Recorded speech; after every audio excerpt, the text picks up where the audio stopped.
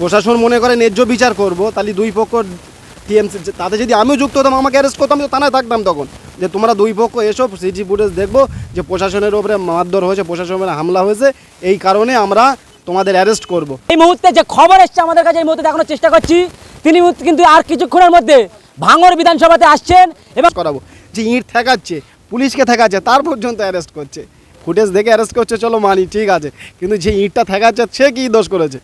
যে ইঁট মারছে তারে অ্যারেস্ট করো না, ফুটেজ দেখো, যে ইঁট ছুঁড়ছে তারে অ্যারেস্ট করো, যে পুলিশকে মারছে তারা আমাদের বলুন, আমাদের ছেলেপিলের ধরে দিয়ে আসবে। কিন্তু তারা এই দ্বারাই বোঝা যাচ্ছে যারা ইঁটগুলো ছুঁড়েছে অ্যাকচুয়ালি সাধারণ না, তারা সম্পূর্ণ, আমি কথা দিচ্ছি, তারা টিএমসির ক্যাডার বাহিনী। প্রিয় দর্শক, এই মুহূর্তে গুরুত্বপূর্ণ খবর দিকে চোখ রাখবো। জানেন, মমতা বন্দ্যোপাধ্যায় থেকে শুরু করে শওকত মোল্লা মতো নেতারা এ রাজ্যে টহল দিয়ে বেড়াচ্ছে, আইএসএফের নেতা কারিমুল ইসলামকে খুঁজে বেড়া হচ্ছিল। এই মুহূর্তে যে খবর এসছে আমাদের কাছে, এই মুহূর্তে দেখানোর চেষ্টা করছি, তিনি কিন্তু আর কিছুক্ষণের মধ্যে ভাঙড় বিধানসভাতে আসছেন এবং ভাঙড়ের একাধিক সাধারণ মানুষ থেকে শুরু করে যারা মিথ্যা কেসে ওয়াকাফ আন্দোলন নিয়ে গ্রেপ্তার হয়েছিল, তাদেরকে একেবারে বাড়ি ফিরিয়ে নিয়ে যাচ্ছে এই মুহূর্তে ভাঙড়ের আইএসএফ নেতা কারিমুল ইসলাম। এই মুহূর্তে যে ছবি আপনাদেরকে দেখাচ্ছি, একেবারে ভাঙড়ের একাধিক থানার ওসি আইসিরা, তারা কিন্তু রাতের ঘুম হারাম হয়ে গিয়েছিল এই আইএসএফ নেতা কারিমুল ইসলামকে শুধু চোখের দেখার জন্য। আজকে আইএসএফ বাংলা চ্যানেলের পক্ষ থেকে আপনাদেরকে জানিয়ে দিই, ভাঙড় বিধানসভাতে ঢুকছে আর কিছুক্ষণের মধ্যে ভাঙড়ের ডাপটের নেতা কারিমুল ইসলাম।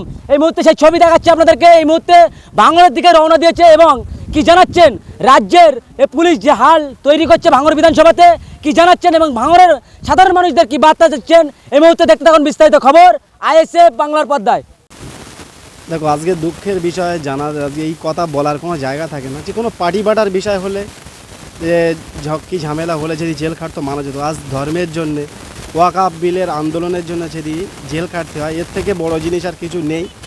আরও একটা জিনিস চিন্তা করে দেখো, যে সমাজ বিরোধীরা কীভাবে দাঙ্গা লাগানোর চেষ্টা করছে, তাদের নাম অন্য হওয়া ক্ষেত্রে তারা আজকে সেই কাজটা করছে, কালকে তারা জামিন পাচ্ছে। আর ভাঙড়ের ক্ষেত্রে সেই নামটা মুসলমান হওয়ার জন্য আজ পুলিশরা তাদের বাড়ি পর্যন্ত, যা জেল খাটছে তো পরের কথা, ভাঙড়ের একাধিক ছেলেদের বাড়ি শুতে দিচ্ছে না। তাহলে কিন্তু ভাঙড়ে তো 84% মুসলিম জাতি। এখানে একটা টিএমসির নেতা দাবি করেছেন তার ছেলেকে গ্রেপ্তার করা হয়েছে ওয়াকাফ আন্দোলন নিয়ে। সে ভিডিও ফুটেজ দেখাচ্ছেন, টিএমসিতে ভোট দিয়েছে, তারপরেও তারা ছেলেকে বলছে বলে ওটা আইএসএফের মিটিংয়ে গিয়েছিল বা কেন আন্দোলন করবে ওয়াকাফ নিয়ে, এমনই দাবি করেছে নাকি শওকত মোল্লার মতন নেতারা। কি বলবেন? সেই জিনিসটা প্রশাসন যে এমন একটা কাজ করেছে, ধরো ওই জায়গাটা মারপিট, চলো আমি স্বীকার করছি মারপিট হয়েছে, যে ভিডিও ফুটেজ দেখে আমি স্টেজে দাঁড়িয়ে থাকা অবস্থায় বলেছি যে এই কাজটা আমাদের কোনো ছেলের দ্বারা করা উচিত, কেউ করিনি আমাদের ছেলে, আমি এ করে বলতে পারি। কিন্তু যারা করেছে, তাহলে এক পক্ষ টিএমসি, এক পক্ষ আইএসএফে রেখে থানায় রেখে সিসি ফুটেজ চেক করার দরকার।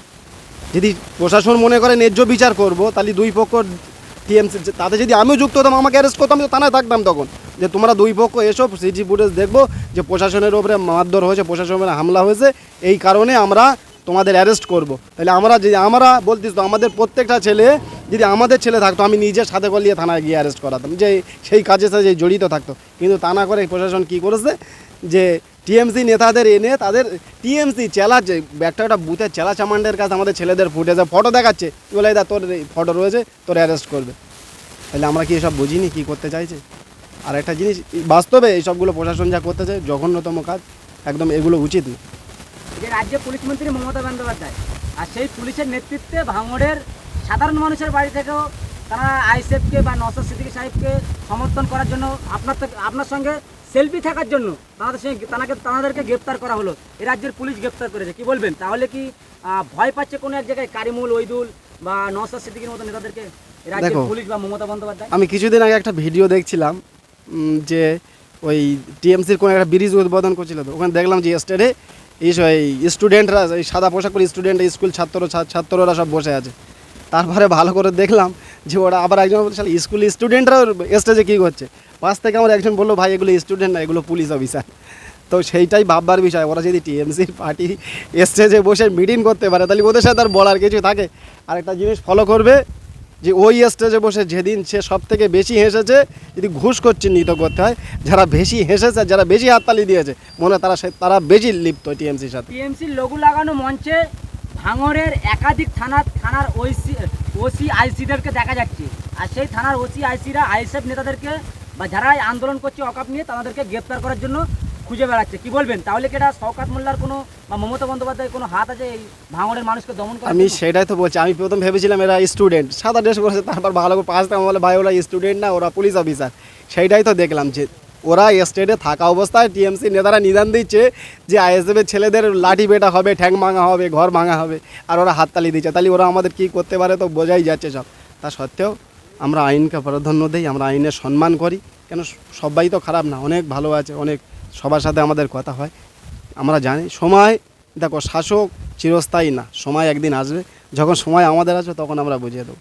এই লড়াই জারি থাকবে যে সাধারণ মানুষ যেভাবে একটা মনোবল, সাধারণ মানুষকেও গ্রেপ্তার করা হয়েছে ভাঙড়ে, এবং টিএমসি নেতার ছেলেকে, তার ছেলে শুধু ওই ওয়াকাব আন্দোলনে যাওয়ার জন্য বললো কেন আন্দোলনে গিয়েছে এমন বলেই তাকে নাকি মারধর করে বলেছে, বেশি কথা বলে সেই টিএমসি পার্টি অফিসে, কি বলবেন? এইসব কথাগুলো আমি তো মনে করব যে সাধারণ মানুষের এখনও ভাবা দরকার আছে যে ওরা আন্দোলন বোঝে না, ওরা আন্দোলন বোঝে না, ওরা আইএসএফকে বোঝে যে আইএসএফ আন্দোলন, ওরা সম্পূর্ণ এটা আইএসএফের নামে দেখে দিয়েছে ওই দিনকার ঘটনাটা। কিন্তু সত্যিকারে কি সেদিন ওই দিন আইএসএফ আন্দোলন করেছে? আইএসএফের একটা ঝান্ডা দেখাতে পারবে, একটা ব্যানার দেখাতে পারবে? সেদিন তো ওয়াকাব আন্দোলনই হয়েছে, সমস্ত কোনো পার্টির কেউ ছিল না, প্রত্যেক সাধারণ মানুষ হিসেবে সেদিন সবাই এসেছিল। আর যদি অতটাই যদি থাকে সেরকম দম থাকলে তারা ফুটেজ দেখে যারা একটা কথা বলি, ধরো আমি ওই জায়গায় ঘটনাস্থলে অবস্থিত, এটা তো ব্যাখ্যা করার দরকার আছে। কেউ ইঁট ছুঁড়ছে, করুক, তারা আমাদের বলুক না, আমরা অ্যারেস্ট করাবো। যে ইঁট ঠেকাচ্ছে, পুলিশকে ঠেকাচ্ছে, তার পর্যন্ত অ্যারেস্ট করছে, ফুটেজ দেখে অ্যারেস্ট করছে, চলো মানি, ঠিক আছে। কিন্তু যে ইঁটটা ঠেকাচ্ছে সে কী দোষ করেছে? যে ইঁট মারছে তারে অ্যারেস্ট করো না, ফুটেজ দেখো, যে ইঁট ছুঁড়ছে তারে অ্যারেস্ট করো, যে পুলিশকে মারছে তারা আমাদের বলুন, আমাদের ছেলেপিলের ধরে দিয়ে আসবে। কিন্তু যে ঠেকাচ্ছে তাদেরকে অ্যারেস্ট করছে। যারা এই দ্বারাই বোঝা যাচ্ছে যারা ইঁটগুলো ছুঁড়েছে অ্যাকচুয়ালি সাধারণ মানুষ, তারা সম্পূর্ণ, আমি কথা দিচ্ছি, তারা টিএমসির ক্যাডার বাহিনী। আর যারা ইঁটগুলো থাকাচ্ছিল তারাই হলো সাধারণ মানুষ, ভালো মানুষ, ওই দিনে আন্দোলনে এসেছিল তারা। আর যে ইঁটগুলো ছুঁড়েছে সম্পূর্ণ টিএমসির ক্যাডার বাহিনী। ওই জন্য যারা ইঁট ছুঁড়ছে তাদের অ্যারেস্ট করে না, যারা ইঁটগুলো থাকাচ্ছে সাধারণ মানুষ। আর একটা জিনিস, মানুষ নামাজ পড়ে সনপুরে মসজিদ থেকে বার হয়েছে, অ্যারেস্ট করে নিয়েছে, এসব ভাবা যায়? হ্যাঁ, অবশ্যই লড়াই জাগে। সাধারণ মানুষ যেভাবে আপনাদেরকে সাথ দিচ্ছে, যে বলছেন আগামী দিন আইএসএফকে সাথ দেবেন এই সমাজ বিরোধী মতো শওকত মোল্লার মতো নেতাদেরকে দূর করার জন্য, নাকি শওকত মোল্লা ভাঙড়ে আসার পরে নাকি বেশি ভাঙড়টায় বোমগুলির উৎপাত বেড়েছে, কি বলবেন? দেখো সাধারণ মানুষ জানে, এখানে এসছে যারা অনেকে। ভাঙড়বাসী তারা জানে যে এতদিন ভাঙড়ে কী ছিল, এখন ভাঙড়ে কী হচ্ছে। তারা সময়ে জবাব দেবে, আমরা সাথে আছি। সেই জবাব কিভাবে নিতে হয় আমরা তা সাধারণ মানুষের পাশে থেকে জবাবটা আমরা ঠিক সময় ওর কাছ থেকে বুঝে নেবো।